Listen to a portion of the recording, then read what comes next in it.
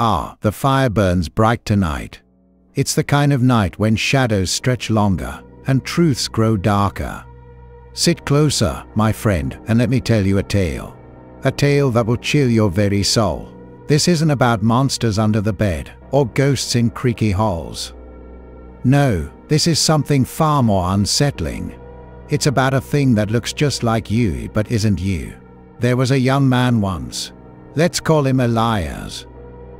Bright, full of life, always chasing the next big thing. One day, as he walked through the busy streets of town, he stopped. Across the street, he saw someone who looked exactly like him. Same face, same hair, even the way he stood nervous, with one hand in his pocket. Elias blinked, rubbed his eyes, and laughed at himself.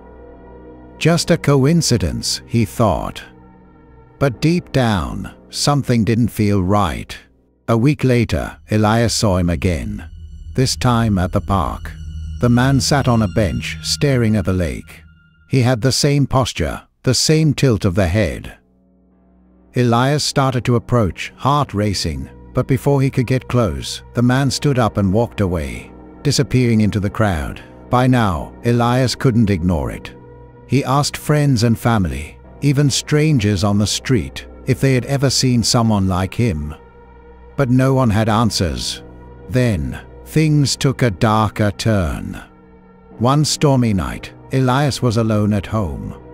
The wind howled outside, the rain battering against his windows. He sat by the fireplace, trying to read, but his eyes kept drifting to the window. Lightning lit up the garden, and that's when he saw him. The man, standing at the edge of the garden, completely still. Watching, but this time he wasn't just standing there. He was smiling. Not a friendly smile. No, this was something twisted, something unnatural. A grin that stretched too far across his face. Elias froze, his chest tightened. Then, the figure raised a hand and pointed at him.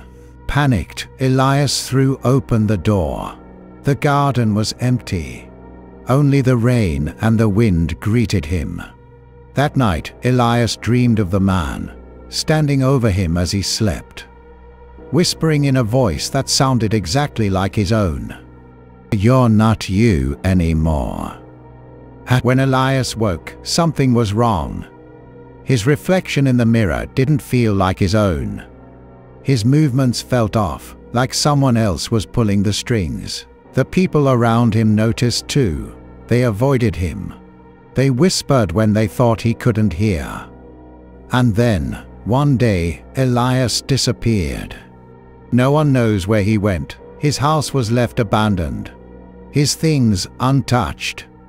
But some say, if you walk by his old home late at night, you'll see him, or something that looks like him, standing in the window, smiling. Some believe doppelgangers are an omen of death. Others say they're spirits that steal your life. Whatever they are, remember this.